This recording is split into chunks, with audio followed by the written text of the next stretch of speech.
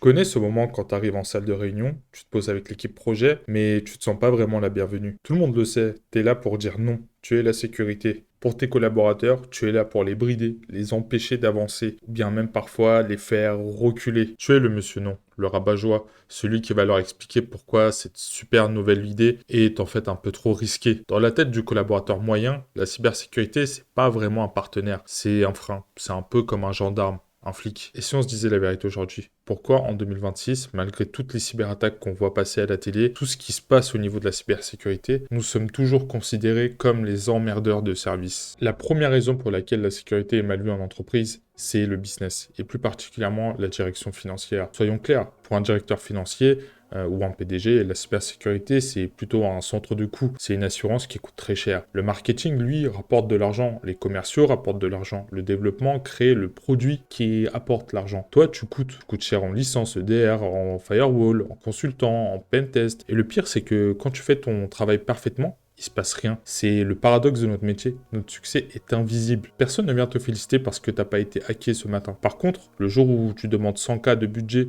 pour un nouveau projet, on te regarde comme si tu volais l'argent du bonus des commerciaux. Tant qu'il n'y a pas eu d'incendie, personne ne veut payer les extincteurs. C'est humain, c'est frustrant, mais c'est la réalité économique. Deuxième raison que j'ai identifiée, la friction. Ça, c'est le quotidien des utilisateurs. Imagine par exemple Julie, personnel du RH, les ressources humaines. Elle veut envoyer un fichier urgent.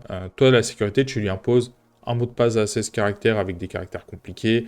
Tu bloques oui transfert, tu lui proposes un VPN qui rame par exemple, une double authentification. Pour Julie, t'es pas en train de la protéger, t'es plutôt en train de l'empêcher de faire son travail. Et là, le métier de la cyber, historiquement, c'est construit sur les interdictions. On ferme les ports, on bloque les clés USB, on restreint les droits, on ne permet pas d'installer ce qu'on veut, etc. On est devenu le département du non. Et soyons honnêtes, c'est la solution de la facilité. C'est beaucoup plus facile de tout bloquer que de construire une architecture sécurisée en se basant sur la confiance. On a souvent privilégié notre tranquillité technique à leur productivité. Résultat, ils nous détestent et ils trouvent même des comportements. Là, on a un phénomène de shadow IT.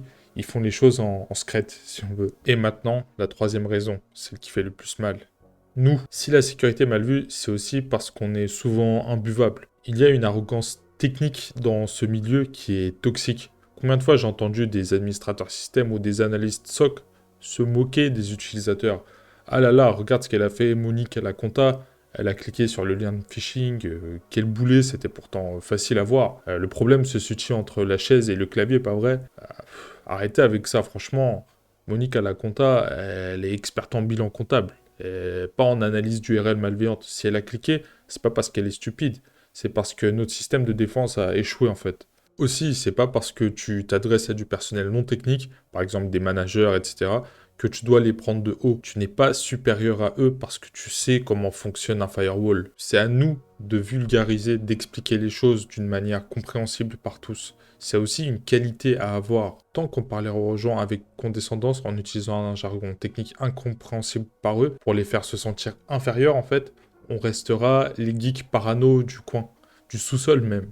On ne sera jamais invité à la table des décisions stratégiques. Et même encore pire, si tu es en France dans une grande entreprise, ou même une petite entreprise, bah en France, pour progresser, il faut bien s'entendre avec tes supérieurs. C'est comme ça que ça marche ici. Et pas même que tes supérieurs d'ailleurs. Tout le projet en général, tous les collaborateurs, il faut que tu t'entendes bien avec eux. Il faut pas que tu sois mal vu. C'est comme ça en France, il y a du copinage. Oui, bien sûr qu'il y a du copinage en France. C'est comme ça que ça marche. Bah oui, en fait, ta promo, tu vas l'avoir à la machine à café quand tu vas discuter avec les gens.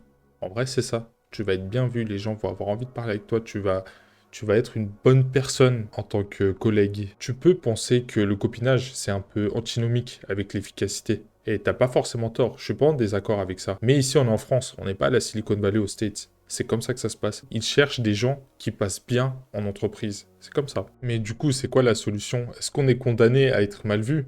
Moi, je dirais que non. Je pense que si tu veux réussir ta carrière en cyber, maintenant, tu ne peux plus être juste un technicien qui dit non.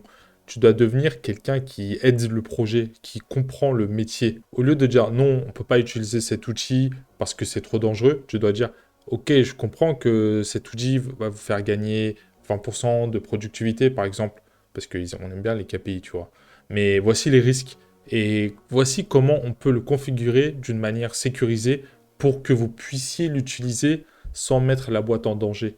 Il faut que tu trouves des compromis en te plaçant côté utilisateur, côté développeur, ce que tu veux, mais en changeant de point de vue. C'est très important. Et ça, d'ailleurs, c'est aussi un petit tips qui passe très bien en entretien d'embauche. Si jamais tu cherches un stage, une alternance ou un travail, il faut toujours que tu parles de la sécurité selon le contexte de l'entreprise. C'est-à-dire que tout d'abord, il faut que tu t'informes sur la boîte. Non, on ne fait pas de la cybersécurité pour faire avancer la cybersécurité dans le monde. Tu fais de la cyber pour ta boîte, pour ton entreprise dans laquelle tu postules. C'est pas de la recherche. Par exemple, tu arrives dans une entreprise, déjà il faut que tu sois informé sur là où elle opère au niveau géographique. Du coup, il faut que tu en déduises la conformité. Par quelle loi, par quel règlement elle est concernée. Ensuite, il faut que tu comprennes, par exemple, si la très haute disponibilité est importante pour cette entreprise, par exemple. Franchement, le contexte, je dirais, c'est le plus important quand on arrive en entreprise. Et c'est pas forcément ce qu'on voit quand on est à l'université ou en école d'ingénieur. On n'étudie pas les différents contextes des entreprises en général. On étudie la partie théorique. Mais avec ça, là, avec ce tips que je t'ai donné, franchement, tu peux faire la différence sur beaucoup de profils. Parce qu'il y en a beaucoup qui arrivent en sortie d'études. Théoriquement, ils sont très très forts. Techniquement, ils sont très bons. Mais ils n'arrivent pas à s'adapter. Parce que c'est normal. Ils n'ont jamais vraiment travaillé encore en cyber. C'est normal. Enfin bref, si la vidéo t'a plu, je t'invite à mettre un like, à t'abonner à ma chaîne. Et si tu veux m'ajouter sur LinkedIn, si tu veux discuter, tu peux. C'est en description, Metin Sajin. Et aussi, si tu veux accéder à ma liste de liens que j'ai faite, j'appelle ça ma boîte à outils cyber, tu peux aller sur ma description, c'est tout en haut, tu mets ton mail, tu vas recevoir un mail. Et en fait, ça va être la liste des liens que moi j'utilise, que je trouve intéressant. Si tu es dans la cybersécurité, tu vas recevoir ça par mail. Salut!